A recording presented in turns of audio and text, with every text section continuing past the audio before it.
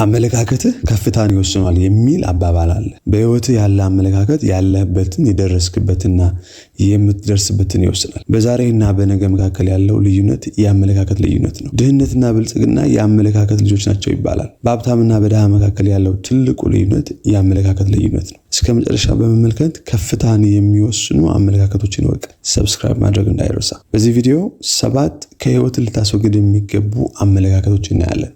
የመጀመሪያው ነገ አድርገዋለሁ፣ አንድ ቀን አድርገዋለሁ የሚል አመለካከት። በህይወትህ ዛሬና አሁን ብለህ ነገሮችን እንዳትሰራ እና ለነገ እንድትቀጥር የሚያደርግህ ይህ አመለካከት ነው። በኑሮ አዲስ ነገር እንዳታደረገ ይህንን አመለካከት የህይወት ዘይቤ ማድረግ ነው። ነገ አደርገዋለሁ የሚል አመለካከት ያላቸው ሰዎች አደርገዋለሁ ያሉትን ነገር መቼም አያደርጉትም። በህይወት ለውጥ ማየት የምትፈልግ ከሆነ ይህንን አመለካከት ፈጽመህ ልታስወግድ ያስፈልጋል። ነገ አደርገዋለሁ የሚልን አመለካከት ልታሸንፍ የምትችለው ማድረግ የሚገባህን ነገር ዛሬ ብለህ እርምጃ መውሰድ ስትጀምር። በየቀኑ ማድረግ አለብኝ የምትላቸውን ነገሮች ዘርዝርና ማድረግ ጀምር። ይህን ድርጊት ለተከታታይ ለ21 ቀናት ካደረግ ነገ አንድ ቀን በኋላ አደርገዋለሁ የሚልን አመለካከት ታሸንፋለህ። ሁለተኛው የተጠቃው ነኝ የሚል አመለካከት። እንደዚህ አይነት አመለካከት ያላቸው ሰዎች በህይወት ሁልጊዜም ተጎጂ እንደሆኑ የሚናገሩና የሚያስቡ ናቸው። በህይወቴ እንዲህ የሆንኩት እንዲህ ስለሆነ ነው፣ የምፈልገውን ያላገኘሁት ስላልተማርኩ ነው፣ ከድሃ ቤተሰብ ስለመጣሁ ነው፣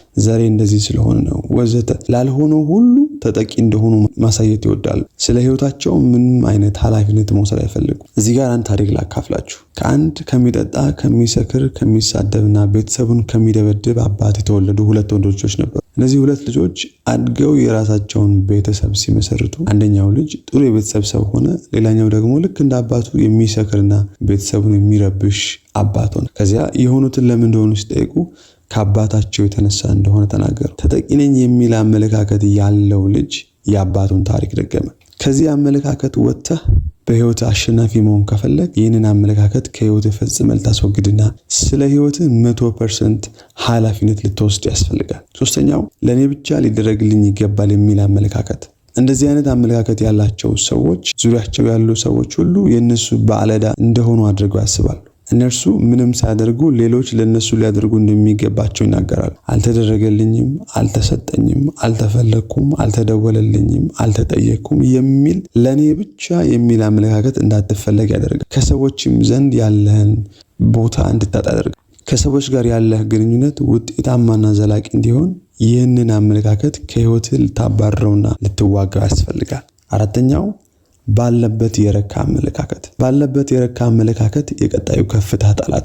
የረካ አመለካከት የአዲስ ነገር በርን ይዘጋል። በህይወትህ አዲስ ነገር ያለማቋረጥ ማየት የምትፈልግ ከሆነ ይህንን አመለካከት ልትቀበል አያስፈልግም። ማደግ ስታቆም መሞት ጀምር። የረካ አመለካከት በትንሹ ስኬት ተደላድለህ ትልቁ እንዲያመልጥ ያደርጋል።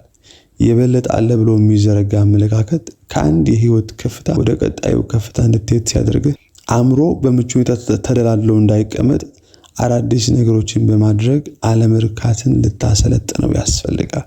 አምስተኛው ሁሉን አውቃለሁ የሚል አመለካከት። ይህ አመለካከት ያላቸው ሰዎች ከማንም ለመማር ዝግጁ አይደለም። ሁሉን እንደሚያውቁ አድርገው ራሳቸውን ስለሚያቀርቡ ሊያውቁና ሊማሩ የሚችሉባቸው እድሎችን ሳይጠቀሙ ይቀራሉ። አውቃለሁ የሚል አመለካከት በህይወት የሚጨመር ምንም አዲስ ነገር እንዳይኖር ያደርጋል።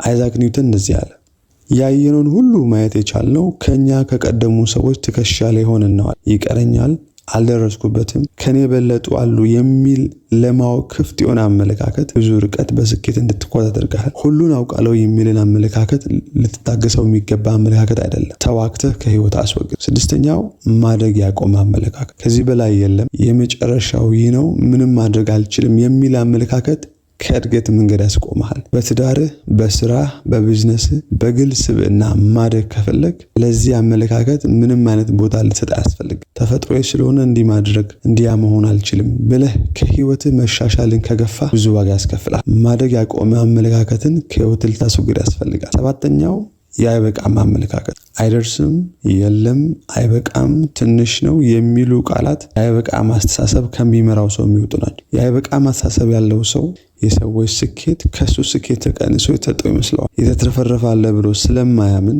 ኑሮ ሁሉ ያለችኝን እንደምን ላበቃቃ የሚል ስለሆነ ከመትረፍረፍ ጋር ሳይተዋወቅ ይቀራል።